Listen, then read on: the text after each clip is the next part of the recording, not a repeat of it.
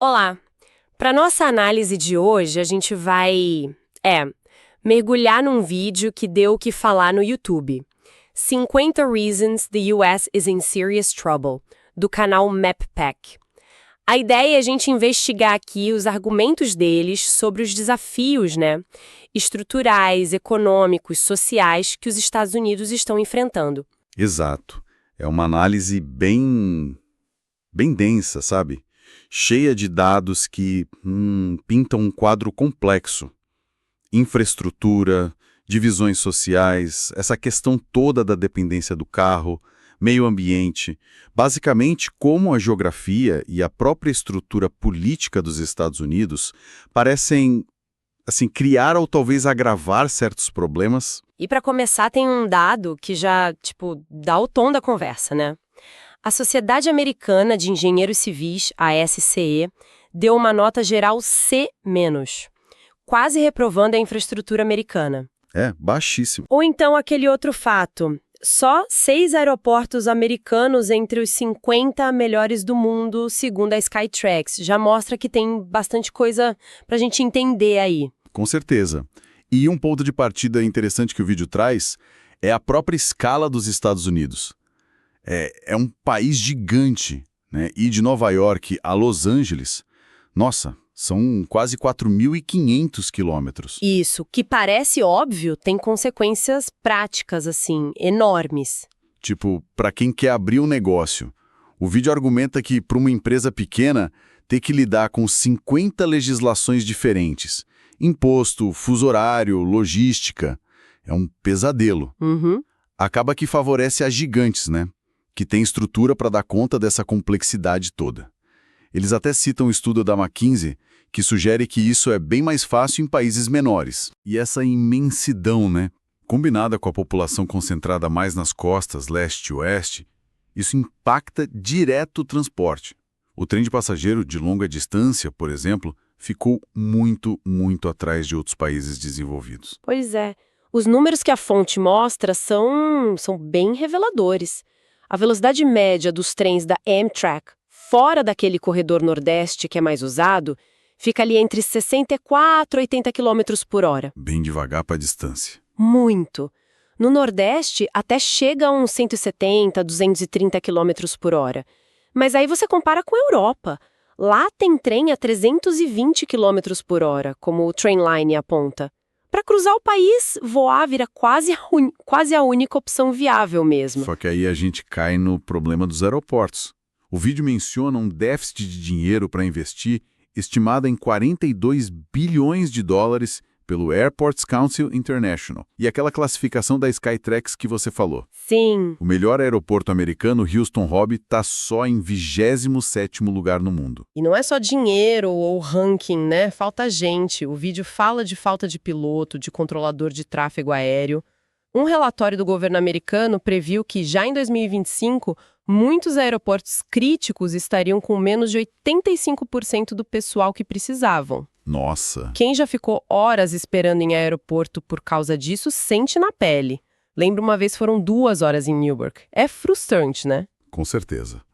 E aí se a pessoa decidir ir de carro para fugir disso? Bom, entra a questão das estradas e pontes. Receberam aquela nota C-C da ASCEE em 2021. Melhorou um tiquinho de 2017 para cá, era D+, EE, mas ainda assim, é bem baixo. E o custo disso é altíssimo. A fonte fala numa falta de investimento de 2,6 trilhões de dólares. Não fazer esse investimento pode custar uns 10 trilhões em perda de PIB até 2039. É muito dinheiro perdido. E no dia a dia, o motorista sente. A porcentagem de estrada ruim subiu de uns 16% em 2008 para quase 23% em 2018. Isso dá um custo extra médio de $725 por ano para cada motorista, em valores de 2023. É bastante. Sem falar nas pontes. A RTBA, que é uma associação da área, estima que 1 em cada 3 pontes precisa de reparo ou troca, e quase 50 mil delas, isso é 7% do total, são consideradas estruturalmente deficientes, precisam de atenção urgente. Imagina o risco. E a manutenção é um desafio gigante, Principalmente em área rural, que tem menos gente, menos imposto para bancar obra. E se estrada e ponte tá assim, o transporte público, então, levou a pior nota de todas da ASE, D-. Sistemas super importantes, tipo o metrô de Nova York ou de Boston, ainda rodam com tecnologia lá dos anos 50, 60. É antigo demais. A Administração Federal de Trânsito estima uma fila de espera para reparo de 105 bilhões de dólares. Só 19% dos sistemas estão em bom estado. Mas o dado que talvez seja o mais chocante que o vídeo traz é que 45% dos americanos simplesmente não têm acesso a nenhum tipo de transporte público. 45% nenhum? Nossa. Zero, nenhum. Isso explica por que tão pouca gente usa, né? O censo de 2019 mostrou só 5% dos trabalhadores usando o transporte público para ir trabalhar. Exato. Fica muito claro como um subinvestimento crônico numa área tipo trem e transporte público força todo mundo a depender das outras, né? Carro, avião, que também estão sofrendo com falta de investimento, com problema estrutural. Vira uma bola de neve. Vira uma bola de neve. E essa bola de neve tem custos econômicos e de tempo bem concretos, sabe? O congestionamento na estrada, por exemplo, custou para a economia americana 87 bilhões de dólares só em 2018, segundo a INRIX. Nossa! O tempo médio que o pessoal leva para ir trabalhar era quase 28 minutos por trecho em 2019. Se você pensar ida e volta, dá mais de 1 hora por dia no trânsito para muita gente. A AAA e a INRIX calcularam umas 43 horas perdidas no trânsito por ano para cada motorista. É quase uma semana de trabalho. É muito tempo perdido e essa dependência quase total do carro, a fonte diz que mais de 90% das casas tinham carro em 2021, pesa demais no bolso da família, né? Nos Estados Unidos, as famílias gastam uns 16% da renda depois dos impostos com transporte. Na União Europeia, essa média é 11%. Custo com transporte pode comer até 30% da renda disponível. É um fardo enorme, né? Limita muita coisa. Muito. E as consequências vão além do dinheiro. A fonte faz uma conexão interessante entre essa cultura do carro, a expansão urbana que ela causa e a polarização política, que está cada vez maior. Como assim? A ideia é que, quando as pessoas vivem em comunidades muito separadas geograficamente de quem pensa ou vive diferente, a polarização tende a aumentar. Ah, sim. Uma análise que eles citam lá atribui aos 30% do crescimento da polarização na Câmara dos Representantes justamente a isso, a esse agrupamento geográfico voluntário. As pessoas vão morar perto de quem já é parecido, né? E é curioso que, enquanto isso explodiu nos Estados Unidos, outros países como Noruega, Austrália, Suécia viram o contrário no mesmo período. A polarização diminuiu lá. Interessante. Outro ponto ligado a isso é a falta de cidades onde dá para fazer as coisas a pé, as cidades caminháveis. Um estudo da Nature, bem recente, de 2024, não colocou nenhuma cidade americana no top 50 mundial. Nenhuma. Nem Nova York. Manhattan, sim, mas a cidade como um todo, não, porque o resto depende demais de transporte. Entendi. Isso se reflete nos hábitos, claro. Só 12% de todas as viagens nos Estados Unidos são feitas a pé. Metade do que a gente vê na Finlândia, Alemanha, Reino Unido, segundo um estudo da Sustainability. Isso tem impacto na saúde pública, obesidade, sedentarismo, que custam bilhões, e também nos pequenos negócios locais. Explica melhor essa conexão com os pequenos negócios. Não tinha pensado nisso. É que o vídeo argumenta assim: se tudo exige carro para chegar, as pessoas tendem a ir direto para os grandes supermercados, para os shoppings com estacionamento fácil, sabe? Ah, claro. O comércio de rua, a lojinha do bairro, perde muito com isso. Alguns estudos que eles citam mostram que pedestre e ciclista, como circulam mais ali pela vizinhança, acabam gastando mais no comércio local ao longo do mês. A falta de caminhabilidade prejudica essa dinâmica toda. Faz todo sentido. E, claro, tem o custo ambiental, né? Que é gigantesco. Os Estados Unidos são o segundo maior emissor de CO2 por pessoa no mundo. 18 toneladas métricas em 2023. É muito. O setor de transporte é responsável por 28% das emissões de gases de efeito estufa do país. E dessa parte, 83% vem dos carros e caminhões. Comparando com o Japão, por exemplo, que tem um transporte público excelente. Lá são umas 7,6 toneladas por pessoa.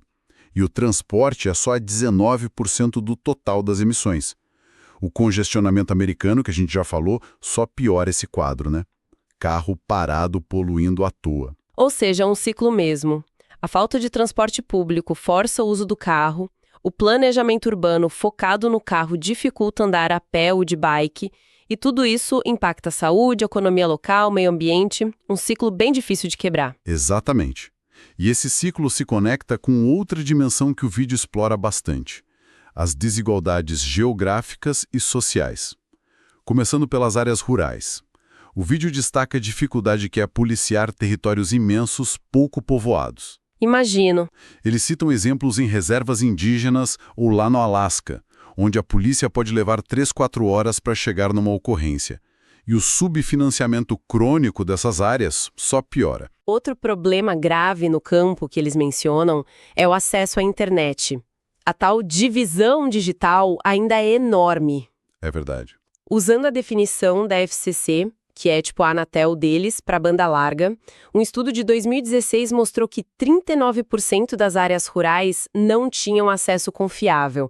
Nas cidades eram só 4%. E em 2021, a própria FCC estimava mais de 14 milhões de americanos, a maioria no campo, sem nenhum acesso à banda larga. E esse número pode ser até maior. É irônico, né? Porque quem mais precisaria do acesso online para serviço, para educação, para trabalho, é quem menos tem. O acesso à saúde também é crítico no campo. A HRSA, uma agência de saúde, mostrou em 2024 que 2/3 das áreas que não têm médico de atenção primária suficiente são rurais. Uma pesquisa do Pew Center confirma isso. 23% dos moradores rurais veem o acesso a médico e hospital bom como um problema. Na cidade são 18% e nos subúrbios só 9%. E o tempo para chegar no hospital também é maior, né? 17 minutos em média no campo contra 10 na cidade. E para um quarto da população rural, essa viagem leva mais de meia hora. Nossa! Isso tudo contribui para o isolamento, né? Especialmente de idoso, de gente com pouca renda, que depende de transporte que muitas vezes não existe. O vídeo traz até dados sobre distância para o supermercado. É mesmo. A média nos Estados Unidos é 1,5 quilômetro. Mas na zona rural sobe para mais de 3 quilômetros para o mais perto e quase 10 quilômetros para o terceiro mais próximo. Sem carro, como faz? Fica impossível. Complicado demais. Enquanto isso, nas cidades e subúrbios o problema é outro. A expansão descontrolada, o tal do urban sprawl. A previsão é que essas áreas cresçam assim, entre 40% e quase 80% até 2060, engolindo milhões de hectares de floresta. E essa expansão custa caro, né? Muito caro. Construir e manter rua, esgoto, energia nessas áreas novas é de 10% a 40% mais caro do que adensar a área que já existe. A New Climate Economy estima um custo total de $1 trilhão por ano com essa expansão toda. O trilhão por ano. E esse dinheiro sai de algum lugar, né? Geralmente, drena verba que poderia ir para melhorar a infraestrutura que já existe, inclusive nas áreas mais pobres.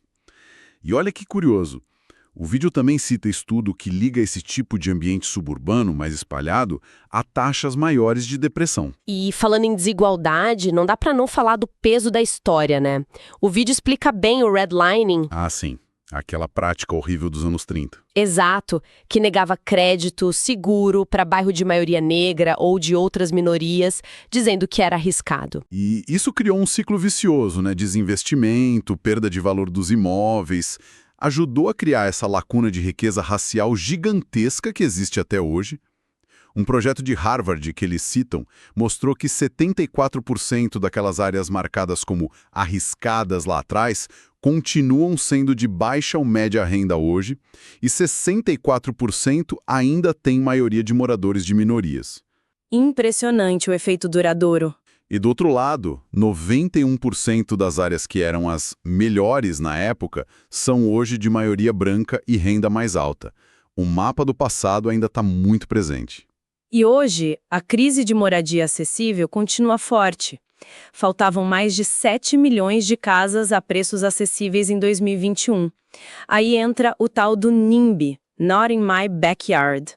Não no meu quintal, que é quando o morador de bairro mais rico, mais estabelecido, se organiza para impedir construção nova, né? Especialmente prédio mais alto ou moradia popular. E as leis de zoneamento locais e as associações de moradores acabam facilitando isso. E tem a cultura americana da casa unifamiliar, né?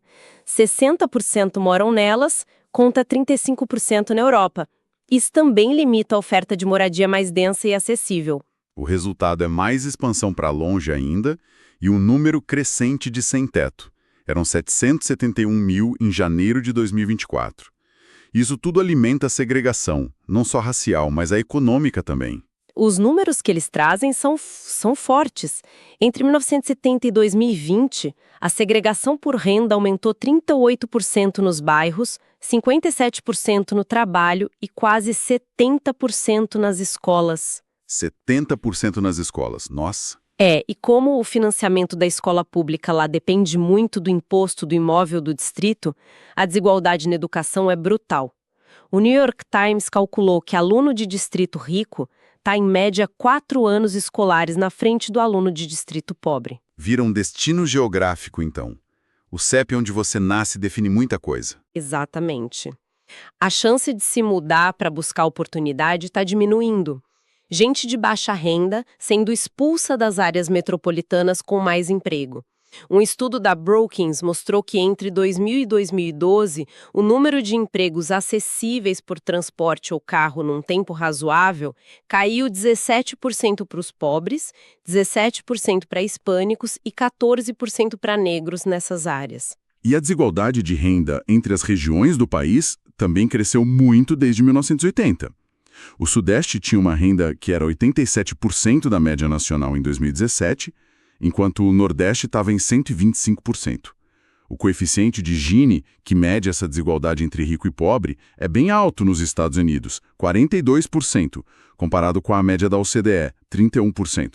E a chance de subir na vida, a mobilidade social, também é baixa. Eles ficam em 27º lugar na OCDE. O vídeo até conecta essa desigualdade alta com taxa de crime elevada, citando a análise da Gallup e da Economist. Talvez explique um pouco por que os Estados Unidos têm taxa de homicídio tão alta comparada com outros países ricos. A análise da fonte sugere bem forte que esses fatores todos, histórico, econômico, geográfico, eles se amarram, se reforçam. O redlining leva a menos investimento, que gera escola pior, que limita a oportunidade, que soma com falta de transporte, falta de casa acessível, cria ciclo de desvantagem muito ligado aonde a pessoa mora. Esse destino geográfico parece ser uma realidade cada vez mais forte lá. E além dessas questões sociais, de infraestrutura física, o vídeo também aponta para vulnerabilidades mais sistêmicas, começando pela rede elétrica. Dizem que está velha, sobrecarregada. Sim, o ZEUA tem mais apagão que outras nações ricas. 70% das linhas de transmissão têm mais de 25 anos. Foram feitas para uma demanda de energia bem menor, né? Imagina! E a rede muito vulnerável ao evento climático extremo. Incêndio na Califórnia, aquela nevasca que congelou o Texas em 2021. Esses apagões custam para as empresas uns 150 bilhões de dólares por ano. E a falta de padrão entre os estados dificulta modernizar a rede inteira. A infraestrutura de água também preocupa. Canos da era do Jest, como eles dizem. A EPA estima que mais de 22 bilhões de litros de água tratada são perdidos por dia por causa de vazamento. Bilhões de litros por dia. É muita água. E precisaria de uns 45 a 60 bilhões de dólares para consertar isso tudo. E enquanto se perde água tratada, a falta d'água vira um problema real, né? Principalmente no Sudoeste. Cidade como Phoenix, Las Vegas, crescendo em pleno deserto. É verdade. Aquífero secando, já tem briga, as guerras pela água entre Califórnia, Arizona, Nevada, tiveram que cortar o uso do Rio Colorado, o Lago Mead e o próprio Rio Colorado estão com nível baixíssimo, ameaça água potável para quase 60 milhões de pessoas e a agricultura da região. O Rio Grande também está secando em vários pontos. É tenso. E tem a segurança das barragens também, né? Mais de 15 mil delas nos Estados Unidos são classificadas como de alto potencial de risco. Se romper, pode matar gente. E dessas, 2.300 estão em condição ruim ou insatisfatória. Assustador pensar nisso. Um fator que complica resolver muito desses problemas de infraestrutura, segundo o vídeo, é como o investimento é pago lá nos Estados Unidos. Diferente de muito país, a maior parte da conta fica com estado e município. O governo federal entrou com menos da metade do dinheiro em 2020. E aí, governo local, menor, mais pobre, não tem grana para obra grande, né? Especialmente obra que beneficia uma região maior, tipo rede de transporte, energia. Fica naquele ciclo. A área pobre não consegue investir para melhorar e atrair mais recurso. Exato. E comparando, os Estados Unidos investem só 0,5% do PIB em infraestrutura de transporte. O Reino Unido, 0,9%. Japão, 1,1%. A China investe impressionantes 4,8%. A diferença é gritante. E essa descentralização leva também a uma competição entre os estados que o vídeo chama de corrida para o fundo do poço. Ah, sim. Estado tentando atrair empresa com imposto mais baixo, menos regra, isso pode acabar pressionando o salário para baixo e diminuindo a receita que o estado teria para investir em serviço público, como a própria infraestrutura. Faz sentido. E a própria estrutura política contribui para isso, né? Como cada estado tem 2 senadores, não importa a população. Estado rural, menor, acaba tendo um peso desproporcional no Senado. Wyoming, com menos de 600 mil pessoas, tem o mesmo poder lá que a Califórnia, com 39 milhões. É uma distorção grande. Embora a ideia original fosse dar voz a todos, na prática a composição do Senado hoje representa muito mais os interesses rurais do que o peso real dessa população no país. Dados do 538 que eles citam mostram isso. E o irônico é que mesmo com essa sobre-representação, a infraestrutura rural continua sendo negligenciada em muitos casos, como a gente viu. O tamanho do país também complica a resposta a desastre natural, né? A FEMA, a defesa civil deles, tem que cobrir distância enorme. E quando tem vários desastres ao mesmo tempo, furacão no leste, incêndio no oeste, como em 2020, os recursos ficam esgotados. Com certeza. A resposta ao furacão Aria em Porto Rico, que é uma ilha longe, foi um exemplo trágico disso. E falando em desastre e clima, a crise dos seguros de casa é outra vulnerabilidade que o vídeo aponta. Com mais incêndio, furacão, enchente, as seguradoras estão ou subindo o preço absurdamente ou simplesmente parando de oferecer seguro em área de risco. Complicado isso, hein? Muito. As taxas de não renovação de apólice subiram em 46 estados em 2023 e o preço médio do seguro subiu 24% entre 2021 e 2024. A regulação americana permite essa flexibilidade, o que deixa muito morador sem opção, né? Sem seguro para casa. E para fechar essa parte, o vídeo aponta os conflitos internos na política climática. Cada região tem uma prioridade diferente, né? Costa do Golfo depende de petróleo e gás. Califórnia tem meta agressiva de emissão zero. Os estados do oeste brigam por água. Verdade. Essa fragmentação toda dificulta ter uma resposta nacional forte para um problema que é global, mas que afeta as cidades americanas direto. Houston, Jacksonville, Los Angeles estão entre as mais vulneráveis, segundo a Policy Genius. É interessante como a fonte amarra tudo isso no final, né? A estrutura política particular dos Estados Unidos, esse federalismo forte, a competição entre estados, o jeito que o Senado funciona, interage o tempo todo com a geografia imensa do país e com os desafios de hoje, como mudança climática, infraestrutura velha. Exato. Essa combinação parece criar problemas sistêmicos que são, assim, especialmente difíceis de resolver de um jeito único, eficaz para todo mundo. Bom, então, para resumir a nossa exploração de hoje, baseada nessa análise do MAPPAC, a gente viu um emaranhado de desafios nos Estados Unidos. Uma infraestrutura que tá, né, bem capenga, impactando desde a viagem de férias até a conta de luz, divisões sociais, econômicas que parecem cada vez mais fundas, muitas vezes ligadas à geografia, à história do país, Uma dependência do carro que custa caro para o bolso, para a saúde, para o planeta. E vulnerabilidades no sistema todo que ficam piores com o tamanho do país, o jeito que a política funciona e as pressões do clima. Ufa, é bastante coisa. Sim, é um cenário bem complexo. E essa análise detalhada desses desafios que são tão interconectados levanta uma questão importante para a gente pensar, sabe? Até que ponto soluções focadas só no nível local, mesmo que sejam bem intencionadas, conseguem de fato fazer diferença em escala nacional para reverter essas tendências? Considerando essas divisões todas, geográficas, políticas, econômicas, que são tão fortes, e o tamanho dos problemas que o vídeo apresentou. Será que ações locais são suficientes? Ou precisa de algo mais coordenado, mais nacional, mesmo que isso seja politicamente assim muito difícil de conseguir? Fica a reflexão. Uma ótima provocação para a gente terminar nossa conversa.